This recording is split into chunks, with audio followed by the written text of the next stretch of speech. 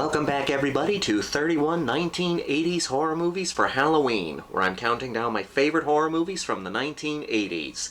Before we get going here, I just have a little public service announcement about leaving your TV on during the night.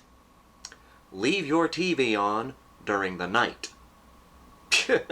Sorry, I've been here for a while and I gotta entertain myself. Anyway, let's stop being goofy and continue being a weirdo talking about horror movies. Okay, so we're at the number 8 spot here, and at number 8 I have Basket Case. What's in the basket?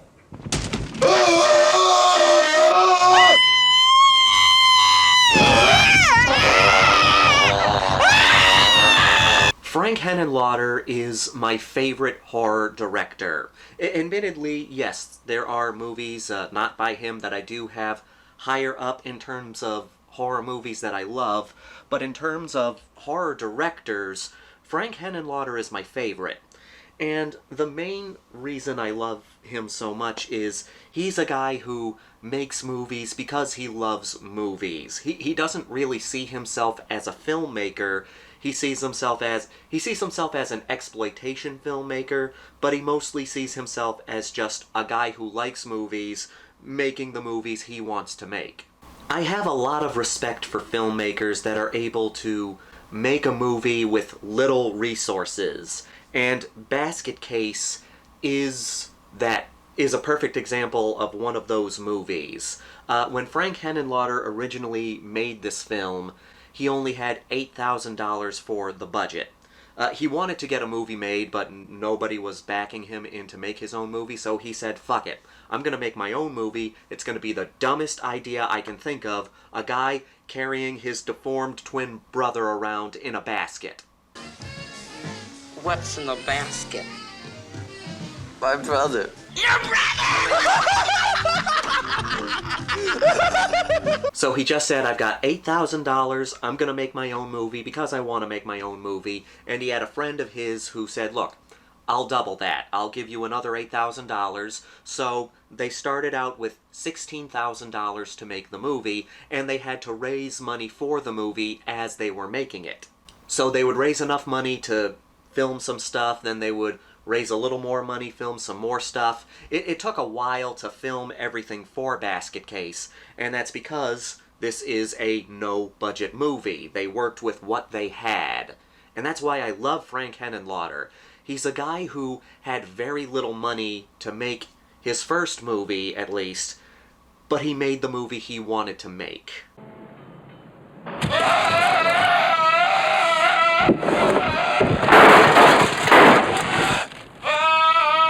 And Frank Henenlotter's ideas are so different from other horror movies. You have Basket Case, which is a story about a guy who had a deformed twin Siamese brother. They were separated, and now they're looking to get revenge on the doctors who separated them. I just admire how Frank Henenlotter and those who helped him make this film had nothing. This is a perfect example of creating something from nothing.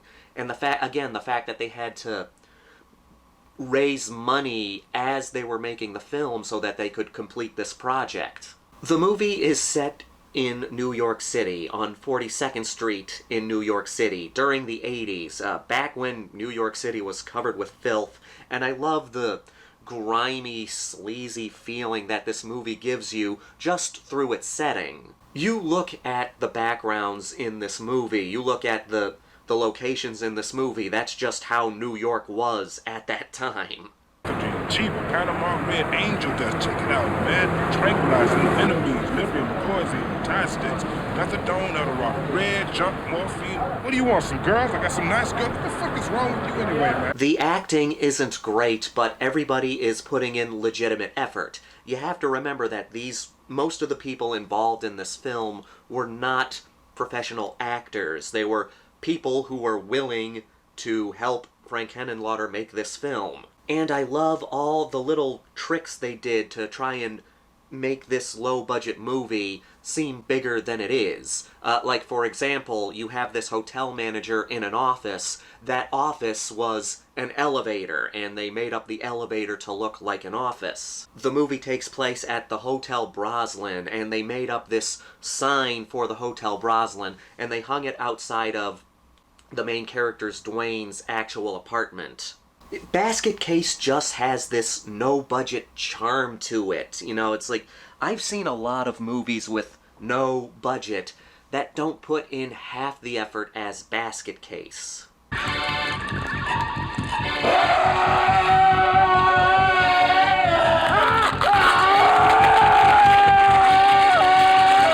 The kills are filled with low-budget gore, but it works for this movie. Belial, I love Belial. He's one of my favorite characters in horror movies.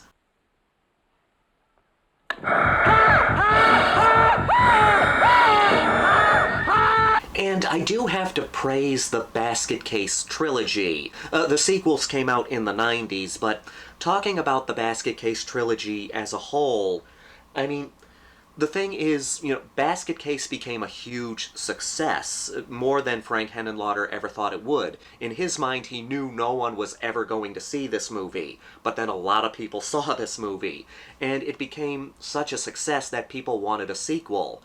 But Frank Henenlotter, and this is one of the reasons why he's my favorite horror director, he didn't want to make a sequel. He said, I ended the story is done, and he didn't want to make another one. You have all these horror movie series that just keep going on and on and on and on for the sake of making money, but Frank Henenlotter made a horror movie that was very successful. People wanted a sequel, but he didn't want to make a sequel. He didn't want to make a movie just for the sake of making a movie. He wanted to make a movie when he had an idea for a movie. Look, I've got to... Okay, wait, hold him. All right.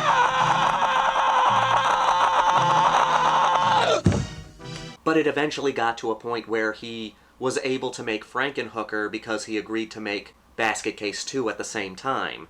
And again, with Basket Case 2, he didn't want to make it like the first one. He didn't want to just tell Basket Case again.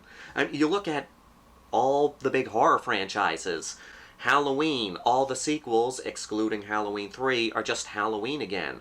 The Friday the 13th sequels are just essentially Friday the 13th again. But Frank Henenlotter went out of his way to make sure that Basket Case 2 wasn't just Basket Case again. And how are you children doing here? Did you get enough mustard for your hamburger? Oh, that's good. Same thing with Basket Case 3, and Basket Case 3 is it's my least favorite movie in the trilogy, and it is the weakest movie in the trilogy, but it still works. There's still some fun to be had in the movie. I love the Basket Case trilogy. When it comes to low-budget horror movies that made more money in their sequels, a lot of people are fans of the Evil Dead trilogy, and I do love the Evil Dead trilogy, but the Basket Case trilogy is my Evil Dead trilogy. You're gonna need a bigger basket. I love the fact that the Basket Case trilogy is just these 3 films and then that's it. It stops. It makes the movies a little more special to me. And again, the fact that Frank Henenlotter wanted to make the sequels different from the first one makes it one of my favorite horror trilogies. Frank Henenlotter is the kind of filmmaker that no matter how little money you give him, he's going to do what he can with that budget to make a fun horror movie, and a horror movie that's different from a lot of the other horror movies out there. Basket Case is schlock, but just because a movie's schlock does not make it a bad movie. It just means that it embraces its goofy, cheesy, low-budget feel. So yes, Basket Case, one of my favorite 1980s horror movies. Highly recommend it to anybody who just wants a good, sleazy time this October season.